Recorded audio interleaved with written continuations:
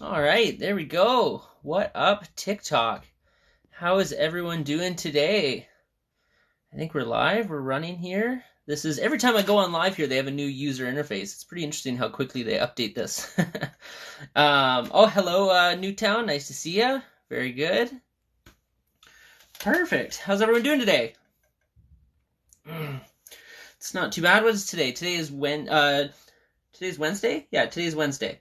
I had today off. I wasn't diving today. Usually I go diving on Wednesdays, but I hadn't had a chance to go out this week yet, so I figured I would hop on here and do a bit of a live. It's been kind of an exciting week. I've got a lot of new things kind of starting up for Modern Diver this week. So if you guys haven't seen it yet, we did launch our 150K giveaway contest yesterday. So just go down into my profile, find the video, and you guys will see how to enter. Basically, all you have to do is just comment on one of the videos promoting that giveaway, and you'll get a chance to win a really awesome package. I've got a snorkeling package with a Tusa mask and snorkel, oceanic viper fins, and then our friends over at Fourth Element had sent us some items as well. So it's a pretty cool little snorkeling package that will help keep you warm, hydrated. It'll allow you to swim around, and it can also allow you to help clean up the waters because it comes with a little trash bag. So pretty exciting stuff. So don't forget to check that out. You guys can enter on multiple posts there. You can hop on any one of those platforms. I also announced today that one of our new shirts is available on the merch store, and I've also now got all of the Modern Diver t-shirts available in both men's and women's, so super exciting. Today we're going to be doing a live stream here, so I'm going to be doing a live on my own for the first half hour, just answering some of your guys' questions and kind of giving you guys an update on where we're at. And then hopefully around 7:30, our friend Dave from Adaptive Dave is going to jump on.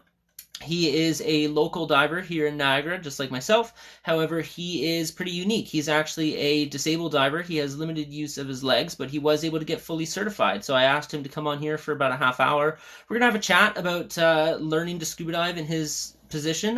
He went down to a specialty school down in Florida to get certified, and he's got a pretty cool story. I don't want to spoil too much of it, so we're going to wait till he's able to hop on for that. But yeah, pretty good stuff. So let me check up on the comments here because I hadn't been following these. Hey, Chris. Yeah, good to see you, man. Rocking the new shirt. Yes, I am. Chris from Outdoor Evolution there is also part of Scuba Force Canada, and we were talking to him about also possibly doing another one of these live events in the future and possibly going over rebreathers. So we'll see how today goes. Like I said, this will actually be one of the first live duets I've done on this channel, so we'll see how it goes. Around 7:30 I'll turn on invites, and we'll see how we'll see how it goes. I'll get Dave in here, make sure everything works properly. I don't think he's been doing a lot of lives lately. He actually has a wood burning channel. I'm sure you'll be able to see his name once we go live to check it out. But he's actually pretty talented. He does a lot of wood burning into custom pieces of wood, and he actually has a Modern Diver logo for me. I haven't had a chance to pick it up from him yet, but he's a pretty cool guy. He's been a friend for a long time. There he is in the chats. Hey man, he's just on his way home now. So once he gets home and he's on Wi-Fi and in position, we'll get this all set up. But yeah, pretty cool stuff. Should have some fun today. Yeah, all of a sudden what was once a send arrow is researched with WAP. Yeah, it's kind of interesting how they keep changing the user interface on TikTok. TikTok's definitely growing. Who in North America here has heard the new voice to text girl? Oh my god, I tried to do a video with her today, and I don't know if I can do it. She's too peppy. The first two words of every sentence, it sounds like she's yelling. I kind of miss the old voice to text girl, to be totally honest. But somebody pointed out that she sounds like the Watch Mojo girl, and I think at some point I'm going to do a video of like top 10 dive destinations. And I did play around with that a bit. I was like, "Welcome to Watch Scuba. Today we're going to count down the top 10 dive destinations." It sounds perfect. Hopefully I don't get sued by Watch Mojo, but that's TikTok's fault. They're gonna have a hard time with that. If they think they got sued before, they're gonna get sued again. But we're gonna change topics so they don't kill our live too soon. What else we got going on here? It's the old voice that was done by a girl from Welland. I know, I saw that. Yeah, it was a Canadian voice actor who did some pre-recordings and stuff for another company, and somehow TikTok got a copy of it. I know in the comments here there's at least one person from the UK. In the UK, their voice to text is like a guy. It's like the guy version of who we used to have, and I kind of like it. I like that kind of like monotone robot voice. I kind of hope they get such backlash with this new girl here that maybe they bring us the guy, or I don't know, tone it down a bit, but I don't think they picked the right voice for this new setup. Sorry, let me go back up here. I did miss a comment. Where was it? It was, lol, where was it here? Okay, roughly how much does it cost to get all your gear needed to start diving? So, to get into scuba diving, the first level you need to take is called your open water certification. This is going to certify you down to 60 feet. There's a couple different agencies that teach this. I'm an instructor through Patty in the dive shop that I work for. Dance Dive Shop teaches Patty certifications for recreational diving. Depending where you are in the world and how thorough the course is, and there's a couple different ways that a dive shop can run this course, but depending on a couple different factors, the course can range anywhere from a few $100s all the way up to probably close to $1,000. We're kind of in the mid-range. We sit at $650 Canadian. That will include your e-learning, your classroom, your in-person pool, as well as your checkout dives. Now, that course fee does include a lot of the rentals, like your wetsuit, your BCD, your regulators, your tanks, all that kind of stuff to take the course. The only equipment you need yourself to get into scuba is your mask, fins, snorkel, and wetsuit boots. So if you don't have any of that stuff can run you a couple $100s for some good quality stuff, but once you have that equipment, you can then get certified, and once you're fully certified, you can actually rent gear for pretty cheap. Like the shop that I work for, we rent gear for roughly about $60 a day, that's for a whole setup, and then you can slowly start to piece together your kit. Now, as you start to piece together your kit, depending on the type of diving you're doing, whether it's warm water, cold water, technical diving, recreational diving, professional diving, there's a lot of different types of equipment and gear configurations, and the prices can range. An entry-level kit for, like, let's say a BCD, a regulator, and a tank, maybe a wetsuit, computer, compass, like just the really bare-bones stuff, you're going to have, you're going to be looking at probably around anywhere between $2,000 to $3,000, and then there's a lot more expensive setups as well. So we'll see how things go, but so that's kind of how it goes. It's not too bad. Sorry, I've got a lot of like pings and messages and stuff going on in here. Let me just catch up on some of these comments here. I know Dave said he's back as well. Dave, I'll invite you once we get, like I said, we'll wait a little bit here. Let me get through some of these comments. Do you recommend any dive spots in Cozumel for open water certifications? I don't know if I'd say I recommend any spots, but I can recommend some shops. I have dove in Cozumel. We were at the Iberostar, and it was, I believe it was Dressel Divers was the operator we went through. They have a dive center on both Cozumel Island and the other side, Playa del Carmen, and they were a pretty professional operation. I really enjoyed diving with them. They seem to take it very seriously, so I would basically just make sure whatever resort or dive center you are taking your training through is well respected, and then you can trust them to take you to one of the best locations there. So it's not too bad. I got certified last summer, had hoped to dive down south. Yeah, sad face. I know there wasn't really all the we didn't get any of the travel plans we wanted last year or this year, but that's okay. Where are you from? There's actually a lot of diving probably around where you are. Sometimes people get into scuba thinking that they're only going to dive down south, and that's where the best diving is going to be. However, when you start to discover local diving and you get into that colder level of colder water diving, as long as you're wearing the right exposure protection, it can be quite enjoyable. So don't give up on local diving just yet. See what's around you, because you might be pleasantly surprised. The lady did a TikTok thing, but it wasn't getting paid for it. Yeah. Okay, where are we at here? That's a crate brace for gear. 400 and had to rent the gear. Yeah, like it's pretty interesting how in some ways the scuba industry, like training hasn't really inflated too much. Like you can get into scuba for pretty similar to what it's always been, but the price of equipment is fluctuating. Right now is kind of a weird time to buy gear too, because you've got all of these supply delays and kind of supply and demand and all these kind of jazzes kind of playing a part in certain things going up. A lot of dive brands across the board unfortunately did have an increase in their manufacturing costs this year, which then translate down to the overall retail price. So hopefully that balances back out, but it's not too bad. I've always considered scuba diving, getting into scuba diving is very similar to like skiing or snowboarding. You can spend a couple $100 to a couple $1,000 to get your equipment or rent your equipment, and then to go skiing or snowboarding for the day, you're looking at around $60 to $100 a day for a pass, depending on the resort that you're at. That's very similar to diving, right? That's how much it costs roughly to hire a boat to go out, or if you're shore diving, it's free, which is really nice.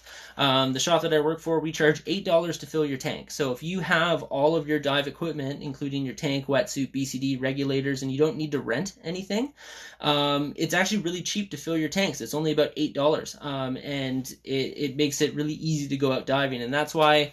That's one of the main reasons I'm able to dive so much, especially the last 8 months during this kind of winter lockdown here in Ontario. I've been mostly just doing shore diving at a waterway not far from where I live, and I've done about 25 dives in this canal, and other than just the gas to fill my tanks and the gas to drive there, hasn't really costed me anything. We went out on Lake Erie on Monday. We did a charter out to a shipwreck there. That was one of the first charters I've done in a long time, and your spot on the boat costs $100. So, but it was pretty cool. We got to dive 2 shipwrecks, both sunk in the 1800s. It was pretty far out into Lake Erie. It was a whole day adventure, so it's well worth it. It's comparable to a lot of other sports, and in some ways cheaper than others. Thank you. I'm right here outside Shirkston. Oh, very nice. I dove Shirkston a couple weeks ago. Shirkston let us in to clean the platforms, which was really cool, and the conditions are actually pretty good. I got a lot of really cool footage from Shirkston. I actually haven't had a chance to edit it yet and post it, but I should be doing that hopefully in the next day or two. I'm going to do the Penetang Machine shipwrecks in Georgian Bay this year. Yeah, that's a really good spot. I did Penetang for the first time last year, and I really enjoyed it. It is easy, shallow diving, but you get to dive these really well-preserved shipwrecks. Georgian Bay has really clear water as well. It's like a really kind of bright blue. It kind of feels almost tropical. It's a little bit colder, not as cold as something like Tobermory or the bottom of Lake Ontario. You still need like probably a 7 mil wetsuit or a 5 mil wetsuit, but it's super enjoyable. I really enjoyed the wrecks there. Highly, highly recommend getting up to that area. Hey, hey. What wrecks in Georgian Bay? When I was diving a couple weeks ago, my buddy and I wore the same 3 mil suit as me, but I was freezing and could, but he was freezing, and you could do a second one. So the moral story is know your limits and make sure that you are in the right gear so you can have a fun time. That's very good. Yes, totally true. When I first started diving, I bought a 7mm wetsuit and a 3mm wetsuit. I had 7 mils for local diving here in Ontario, and I had a 3 mil suit for the pool and when I would travel and go tropical. And locally, the 7 mil suit did a good job, but I did find it extremely hot in like the very middle of summer.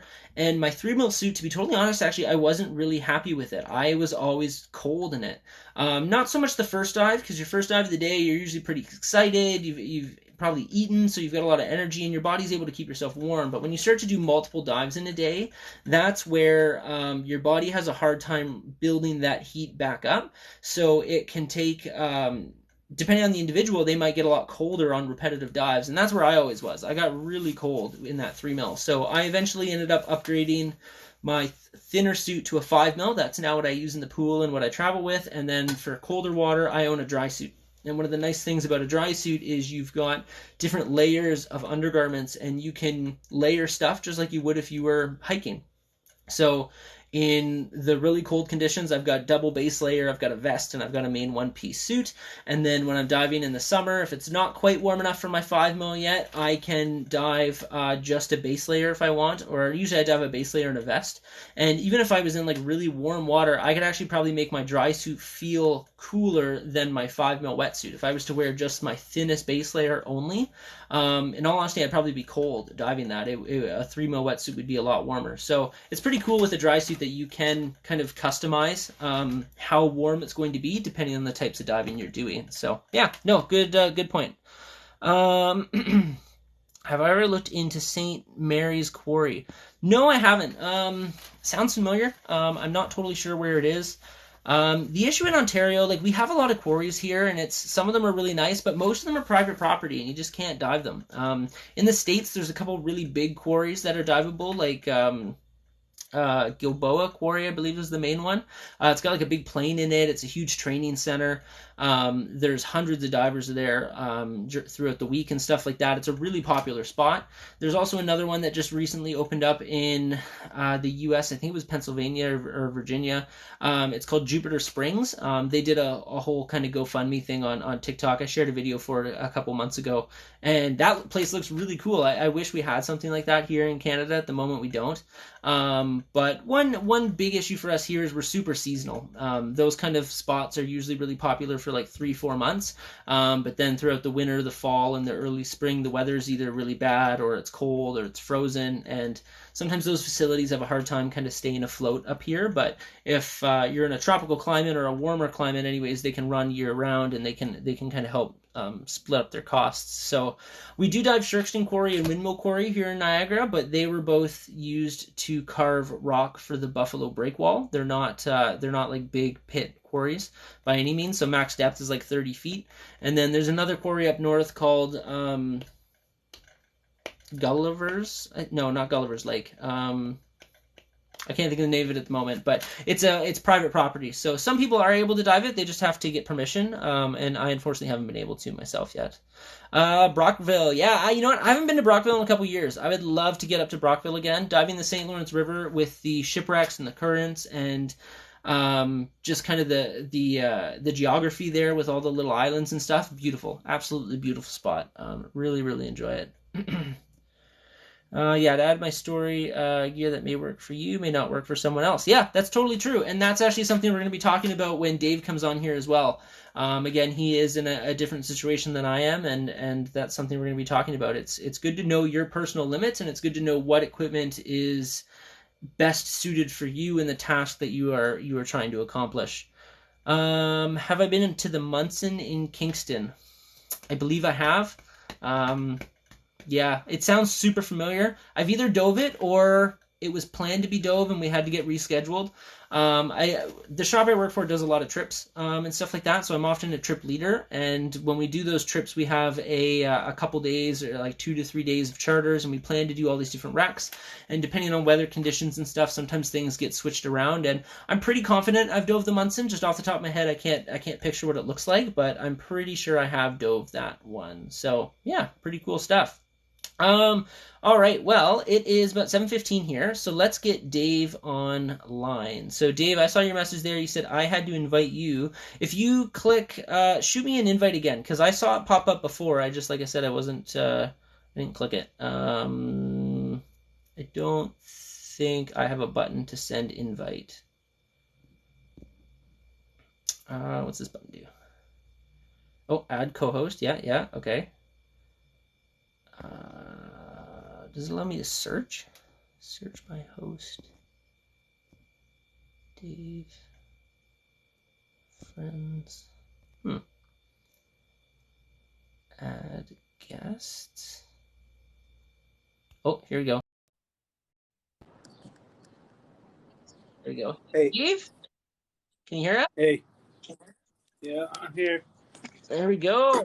Welcome, everyone. This is Dave. Like I said, Dave's here in Niagara with me as well. He actually doesn't even live that far away from me. You're like a couple blocks, aren't you? Your new spot? Yeah, from you. Very cool. Let me turn up my volume here. I've been talking myself, so I haven't had the volume on my phone on. There you go. Coral down in the comments is saying, Dave. You remember Coral, right? Hey, Coral. Yeah. I can't see any of your people's chatting, so you'll have to. That's fair, because I think because you see your chats, right? Yeah, I can see my chats and who comes into my live, which will probably be nobody. But yeah. That's all right. You never know that. So we'll see how it goes. And again, throughout the live here, if any of you guys want to follow a super awesome person who's really positive and posts a lot of self-help stuff, Dave's your man. Does some really good content on here. So yeah, the way that this will work, Dave, is like I said, I'm gonna ask you some questions. We'll kind of introduce you to everyone and talk about kind of how you became a diver and different things like that.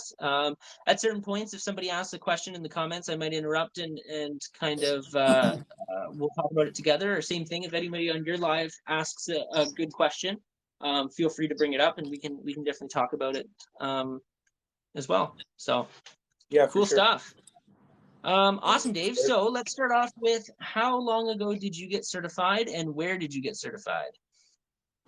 All right, so I got certified originally when I was 20 years old. I'm 32 now, so I've had my certification for about 12 years.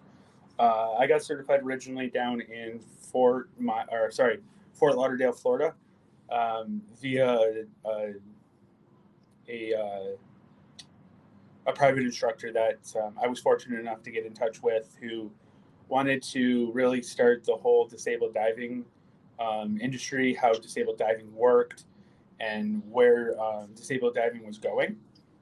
Mm-hmm. So he took me on board and was like, "Hey, let's try this." And I spent about 2 weeks in Florida, and within that 2 weeks, I got certified for open water. Nice. Very cool. How did you hear about that school or that gentleman? That was actually a whim. My cousin, who lives down in Florida, is fortunate enough to be able to fly down there at the time, and he lived there. He knew I wanted to go diving when I was young, and he knew I wanted to try scuba because I always liked the water. I've always been in the water. I've always had a thing with the water, especially being disabled. It gets me out of my wheelchair, so it's a Mm-hmm. lot of fun. So he knew that, and he's like, "Well, let's try scuba diving." And I thought, "What the heck? Why not? I can go breathe underwater, and that would be pretty cool." So Yeah.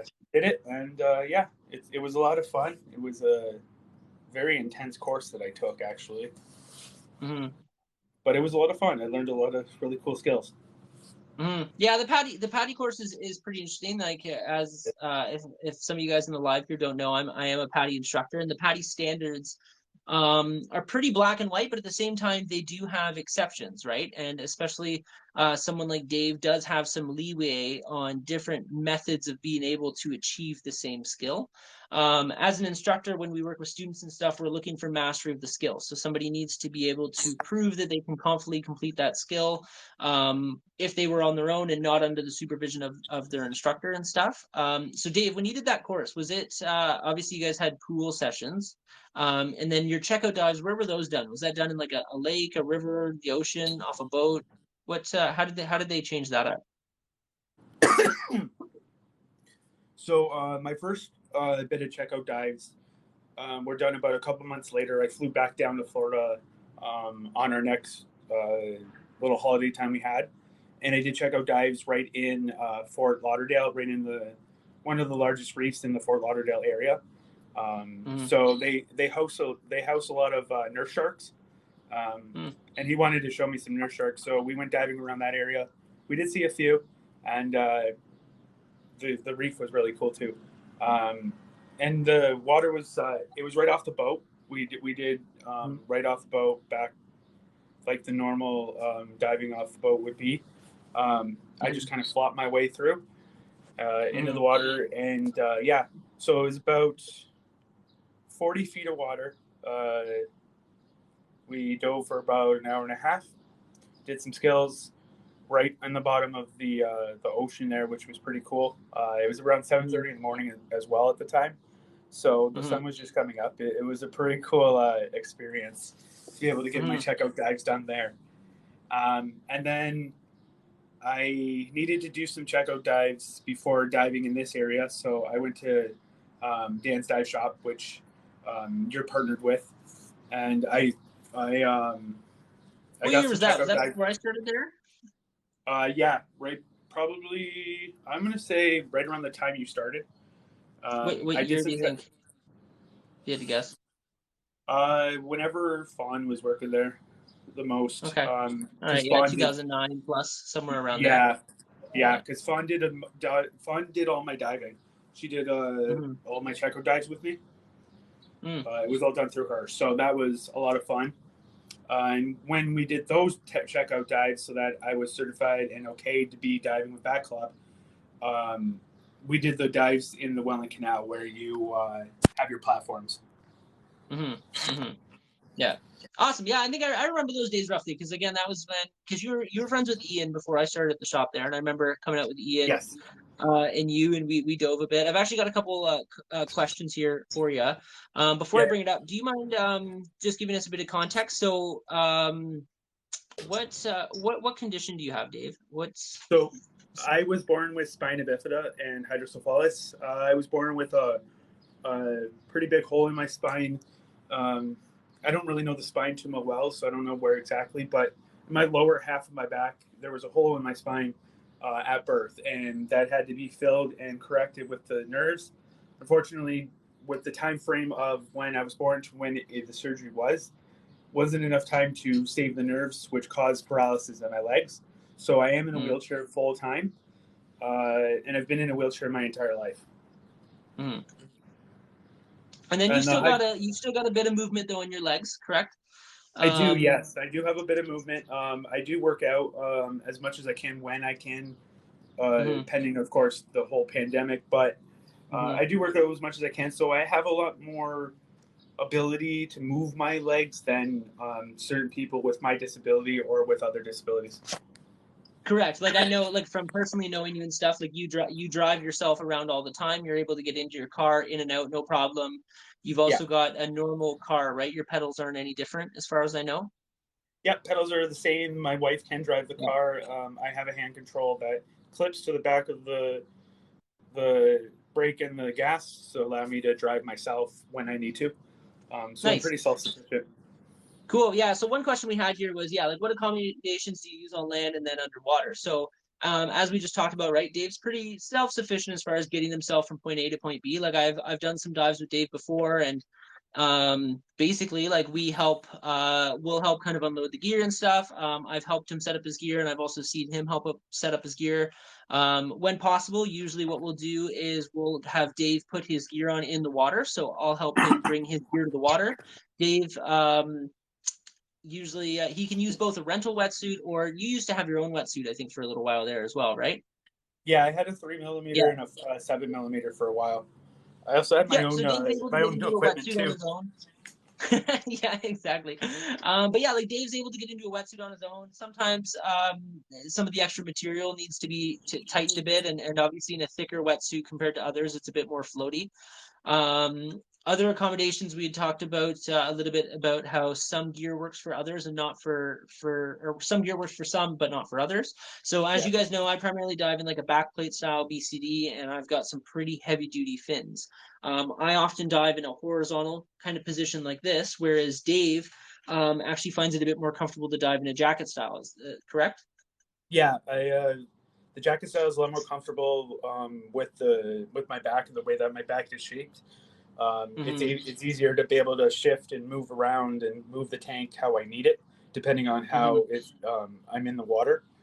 And Mm-hmm. then I usually will do the floating chair, I guess I could call it. I The don't know. Buddha is what the The Buddha hover is what Buddha. they call it in Paddy. Yeah, the Buddha. I was doing I basically do the Buddha through the water. So it's And you not would use quite your streamlined. hands It's primarily not to quite swim, this right? way. Yeah, What's that? exactly. Which is fair, right? What works for you might not work for others, but Yeah. and you primarily use your hands for movement, correct? Yeah. So I do use both my upper body, shoulders, and my arms to be able to go ahead and glide through the water. I was Mm-hmm. using webbed gloves for a long time, but I found out that those are very difficult to be able to grab your BC, your regulators, your second stage, and everything. Made Mm-hmm. it very, very difficult. So I actually just went back to regular, normal dive 5 millimeter gloves and Mm-hmm. just use those. And I basically doggy paddle underwater. Mm-hmm. And I keep myself afloat and keep myself buoyant by using um, ankle weights. So not a lot of Mm-hmm. people will use ankle weights. Not too many people use ankle weights, but one adaptation for me was the ankle weights. I was able to keep my lower half, which I don't have very much control of, buoyant and underwater, so that I wasn't being forced up by my feet, which was really Mm-hmm. awkward sometimes. I know I've done that Mm-hmm. in the pool a few times, and we had a lot of hit and miss trials to do before we figured it out. But Yeah, I remember those between days. We had some good dives, we had some rough dives, but yeah, you always give it 100% effort. Do you? We had another comment here of how many dives do you do and stuff, and knowing you, there's been well, all of us, especially in the pandemic, the last couple of years haven't been as active. But how many dives do you have under your belt total, roughly? So I actually looked at my logbook because I keep it still, and I still have it because I don't know if a lot of people hear this. I don't. We'll get to it, but I don't dive anymore, unfortunately, just due to some issues. Mhm. But um, yeah, I still have my dive book, and definitely going to be getting back into diving after this pandemic again. I had Mhm. a lot of stuff come up, so unfortunately, I was not able to dive lately. But your Mhm. question, I have I have 145 dives in my logbook, Nice, awesome, man. Yeah, I remember and those days. Like that's we used to be pretty active back in again around that prime time there, 2010 to 2012 roughly. yeah. And then it was I kind of around remember for 2013. one Mhm. summer, couple summers, me and you were diving almost every other day. Yeah, yeah, we were getting out quite a bit and stuff. And then yeah, Dave had a couple medical things come up for a bit and stuff, but he's kind of been on the mend. And last year we were able to get out. We had to do a dive job for his. It was your cousin, right? Yeah, He owns he owns a restaurant on the coast of Lake Erie, and there was a huge storm, and it ripped apart his brand new dock, and he really wanted destroyed us it. to go destroyed it, and he wanted us to go recover the panels. So me and Dave went out and we had some gear, and Dave and I would kind of go through the shallows and that. Dave would help kind of find a spot and or find one of the panels, and I would go kind of lift it up a bit, and then we would both kind of help get it to the shore. So it's pretty cool. Dave's definitely been able to. He's very confident, and he's definitely a helping hand. It's not super dependent would be the word. Let me just check here.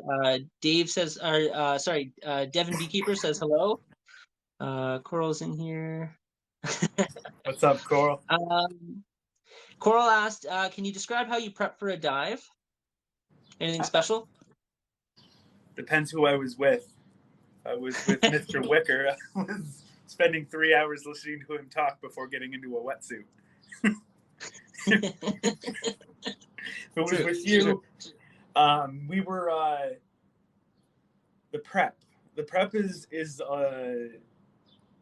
Yeah, I'm a lot more organized than Wick, that's for sure. I dive out of no, my car but all the time. When we drove last year, it was pretty easy. Like I had the gear in my car, right? You brought what yeah, you had.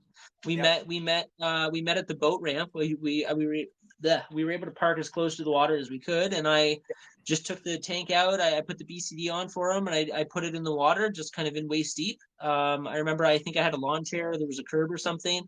I yeah, passed you the wetsuit. You threw on your wetsuit and just kind of crawled yourself over to the edge of the water, and then swam yourself out into deep enough water that you were able to comfortably put the equipment on. And yeah. we did our safety check and we went. Really wasn't anything different than you would expect. So yeah, Yeah, pretty cool typically stuff. I'll depending on my surroundings, I'll do a lot of crawling around and a lot of uh, bumming around and making sure equipment's following me and it's attached to me still, and I haven't lost anything. I Mm-hmm. know there's a couple of sites we used to go to in Welland, Ontario, that were pretty iffy, but the dive spots were amazing, so it was worth the trek. But Yeah, like the hill at the swing bridge was a pretty steep one for you to crawl down. yeah, the swing bridge was But fun. I've seen you do it a couple times. You lost a GoPro at some point, didn't you?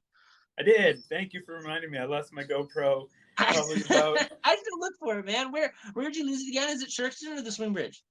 I have lost it at Shirkston. I lost it at Shirkston about 50 feet from the launch point. But I lost it closer to the walls where it's really really dark. So Mm, it's probably lost to the deep at this point. But yeah, that was at yeah, Shirkston a lot of silt Shores there. about a month after I bought the camera. Yeah, it Yeah, happens. I bought the head mount. Don't If you're a diver, don't buy the head mount. It's not a good idea, especially if you're a scuba diver like me, who is disabled and has a lot of water rushing and moving around and everything. That thing just comes Hmm. right off. I Hmm. had no idea that I had lost it until after the dive was over. Yeah, yeah. I tell people a lot of that for stuff like just don't head mount a camera. It's so easy to lose Ever. it. Or another good tip for people is if you are gonna head mount it or if you do use a GoPro on your SD card, either put a text file that has all of your contact information, or even just take a picture of like a piece of paper with all of your contact. Because oftentimes, if people do find, as a diver, if we find a GoPro underwater, the underwater housing is more likely intact, and the camera itself is fine. And any camera, I found a couple GoPros myself, and every time I open it up, I throw the SD card in, and you've got a couple like POV or first person kind of shots of them doing something like jumping off a cliff, but there's never really any information to be able to get back in touch with them. So, especially if you're doing something sketchy with your GoPro, make sure you at least put your name and phone number on it somewhere. Huge, huge help. Dave, so we got some other comments here coming in for you. Devin actually asked, out of all of your dives, how many of those were boat dives compared to shore dives? Do you think shore diving is easier or harder? I did about 6 boat dives in that entire list of dives I've done. Mm-hmm. The Mm-hmm. only boat diving I ever did was in Florida. Oh, okay. Anytime in Canada was always shore dive. Anywhere I dove in Canada, including Mm-hmm. Brockville, was shore dive. I right off of a dock, right into the water, which Mm-hmm. is a lot easier, I find, depending again on the location. Like Welland Mm-hmm. and the swing bridge. The swing bridge is that's At the end of the day, you a know, rough and time. yeah, yeah, and at the end of the day, the same thing can be said about boats, right? There's lots of different types of dive boats. Something like a Yeah, Zodiac, I'm sure you would find easy because you could just kind of roll out and roll in. But like a larger dive boat, like I can think of one in Brockville that has like the dive deck where you set up your gear is down three or four steps, so you would have a hard time getting out that, getting in, and then climbing up the ladder out would also be a bit of an issue. yeah, So I guess it would just depend on the dive boat, but at least shore diving's consistent, right? As long as we can get you to the water somehow. Once you're in the water, it's all fine. It's just getting you from your car to the water.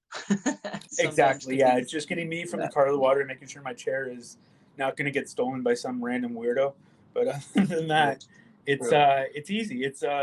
I mean, it's not easy. It's not. I'm fortunate enough to have a lot of upper body strength. I've done many sports my entire life. I've worked out my entire life. So when you're disabled, I definitely recommend working out if you can. If you're able to, do it. Working out is great for the body. Whether you're disabled or not, it's great for the body. But being disabled and being able to work out has been able to give me more opportunities to do some crazy things that not only myself I didn't think I'd ever be able to do, but people are just like, you did that, and I'm just like, yeah, I did. They're like, well, how? Mm-hmm. And I just describe how I did it and whatnot. Um, but Mm-hmm. yeah, like you said, it's just a matter of getting a system going. I've Yeah, always had one to one adapt. thing one thing we were going to ask, we got kind of distracted there, was when you did get certified, when you were taking the course, what was the most challenging skill you found to kind of adapt to or overcome? Like, what was, if thinking back to your training, what would you say was the hardest thing to get used to? Probably your position and buoyancy, right? I remember that was what we had to practice with and kind of fine tune the most back when we started diving locally a lot more. Yeah, Uh, but the buoyancy was my biggest issue. Buoyancy and being able to clear my mask, because I don't have, if I'm not on the bottom of the lake and I don't have a clear area to sit down and take my time to relax, I'm flopping and flipping and trying to do the mask clear Yeah, while because I'm you're flopping using and your hands flipping. to do a skill and you don't have your hands to stabilize yourself. Whereas like when I Right. do that skill, I can use my mask, I can use my hands to clear, and my fins are kind of position are keeping myself stable in the water. So You're still doing a um frog kick at that time, keeping buoyant, and basically my mhm, buoyancy and my moving at that time is done. So it's all in the mhm, BC and all in the equipment at that point, trying to keep me mhm, down. Um, I always find a spot. I mean, I never really. Golden rule was to never panic, never ever mhm, panic, no matter what. mhm, Never panic, and I never did. I never panicked. I've never panicked before. I went through um, out of air procedures in Florida in 60 feet of water. Never mhm, panicked. Never had any issues. mhm, I think one of the hardest skills wasn't with the shop that you're with, but it was down in Florida. I was swimming and I couldn't find my guide. Turns out he was behind me. He took apart all my straps and took my tank away from me and made me go Mm, grab my tank 10 feet away from me and get it back mm, and hold on to it and bring myself back up to the surface while holding the tank while mm, not being able to use my legs. So mm, he only did it because he knew I could, and it took some mm. time, but it was a skill that I learned, Yeah, and sometimes in scuba training, like you do a worst case scenario, right? yeah, But cool, man. No, that's awesome. It's good to hear. Okay, I've got let me catch up on some of these questions here that we've got. So one person asked here, we both in the US. So no, me and Dave are both in Ontario, Canada. We are both in the Niagara region, which is we're both only like literally 10 minutes away from the USA, but we're technically in Canada. Um, Somebody had asked about do we ever come face to face with sharks while diving? So again, because we're here in Canada in the Great Lakes, no sharks here. So yeah, unfortunately no sharks. But Dave, when you dove that reef down in Florida, did you see a shark? yeah, I actually saw two reef sharks, There you go. Sweet. a mama and her baby that were swimming around the reef, um, Mm, and the mama was actually just in the reef, kind of hiding. And I don't know if you've mhm. seen reef sharks before, but like they hide Yep. really well in these reefs. Mhm, And all I could see were her eyes just following me. So it was pretty mhm. cool. It was an interesting Cool. experience. Awesome, awesome. Same person that asked those questions says hello from the UK. So we've got a lot of international viewers, which is always That's awesome. cool. Definitely let Welcome. us know in the comments here where you guys are from. All I've already scrolled through like 15 comments and I'm still behind by like 20. right, no worries. Let me see where we're at here. Evolution. Okay. Just gonna do a chance to mention. Da da da. I had people coming into Another my person here room, said they but found a I'm not going to GoPro swim fast enough. underwater for 5 years and it was still working. Not surprising. Those things are bulletproof. If you drop a GoPro in the water, I swear to God, if they find it 100 years from now, it'll probably be okay. I've never seen one of those things break. Text file on your SD card, brilliant idea. I know I should do a video about that on TikTok. I don't know how many like Jamie there has been in Topmori with us when we find cameras. Like it's amazing. You find these cameras and you can't figure out who they go back to. So no, definitely contact info is definitely ideal. Oh, I think we lost Dave.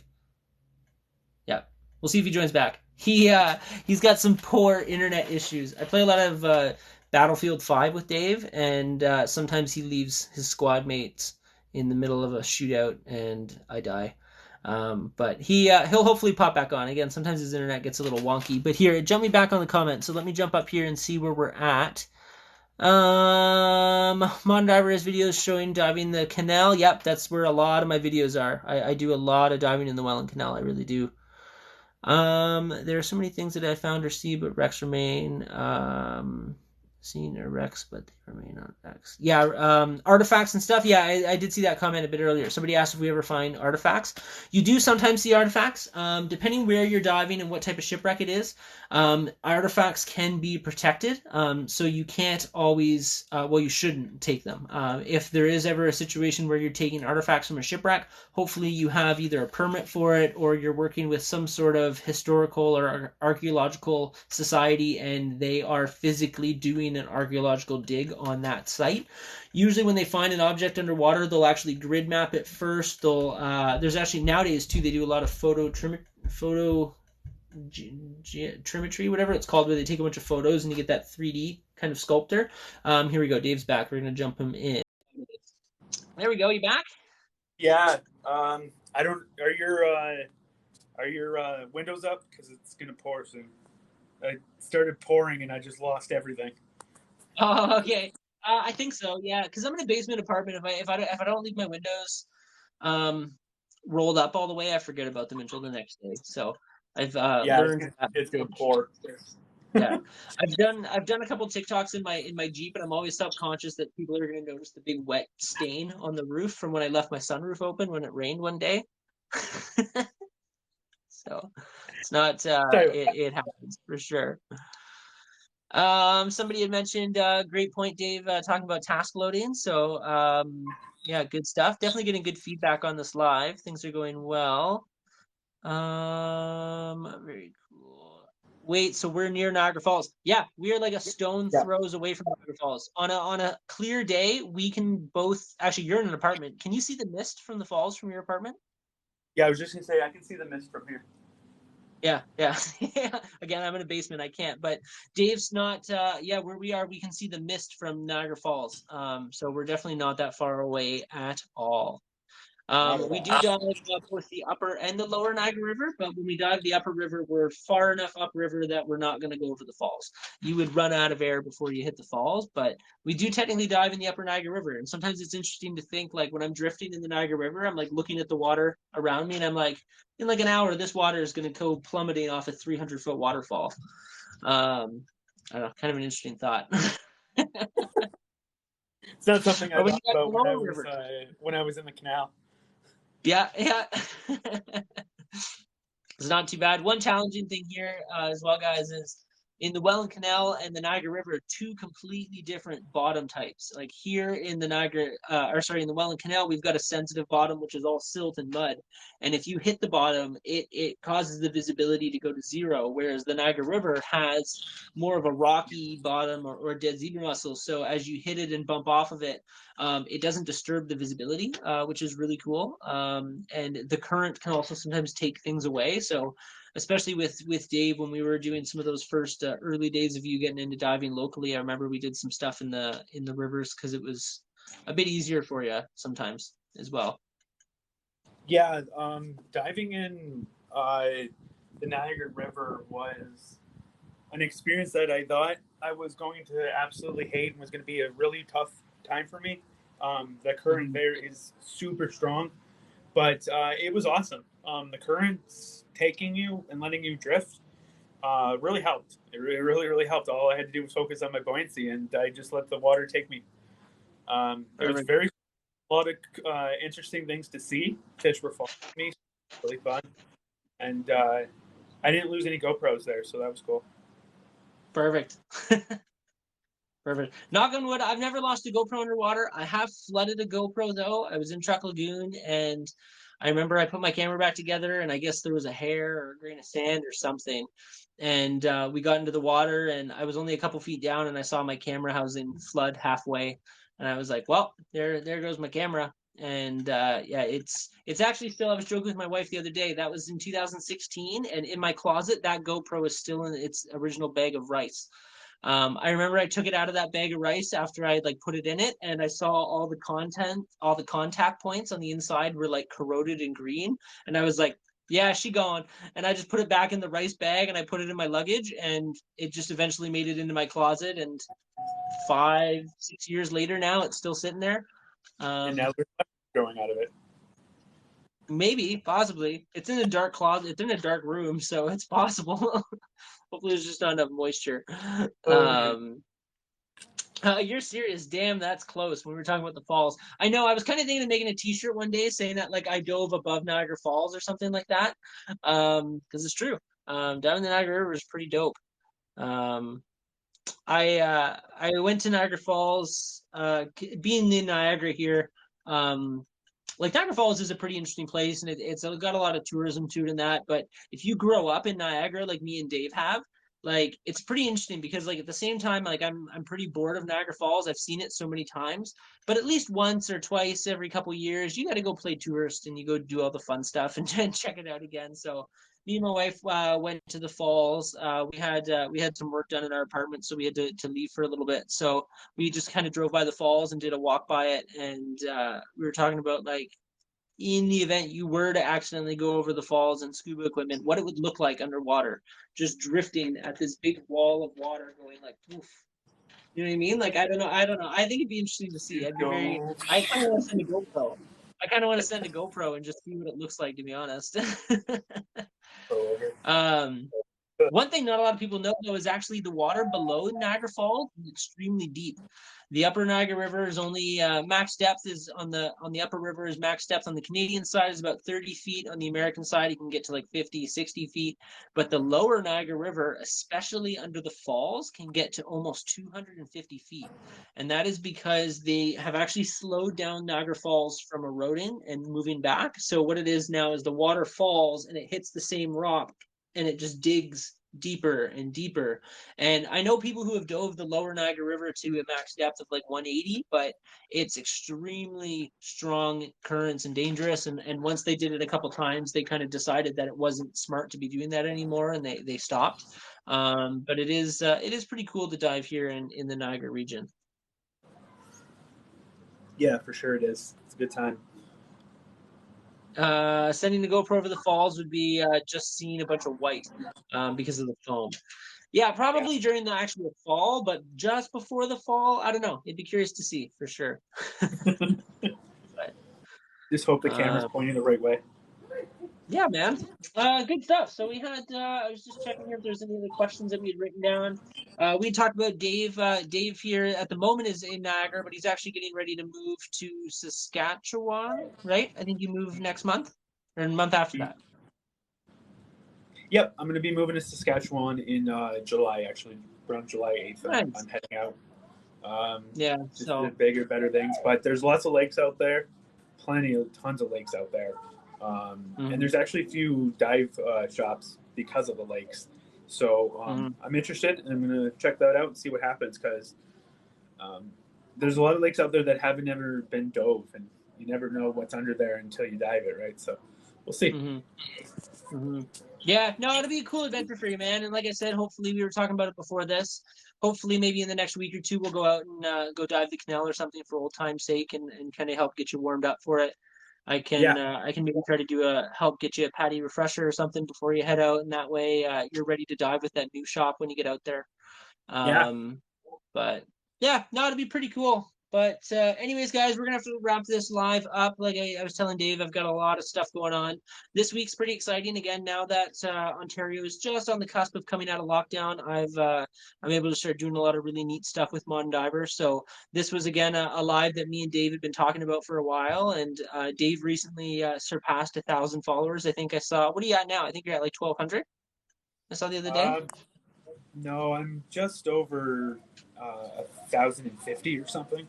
Okay, yeah, you're pretty close. That's all right. But yeah, so Dave just recently started to be able to doing lives, and I was talking before you jumped on here that you do a lot of wood burning as well. Yep. So he posts some really cool stuff. He's really talented, and he's working on a store to do some custom wood burning. At some point, I'll show you guys. He's a modern diver piece for me, which is really cool. I'm really excited to see that. Hopefully, I'll be able to get that off your hands in a week or so. Yeah, for But sure. yeah, man. Anyways, we're gonna sign off, guys. So don't forget to follow Dave. I think you can click on his profile name. It's either up here or down here or somewhere. There you go. Yeah, it says right there. So yeah, click on that. Give him a follow. Check him out. I hope you guys enjoyed the live. If you have any questions, let me know. Don't forget we did announce the 150K giveaway. So don't forget to find that video, enter in, and yeah, we'll see you guys in the next live. Thanks, Chris. Thanks, Awesome. guys. All right, have a good one. You as well.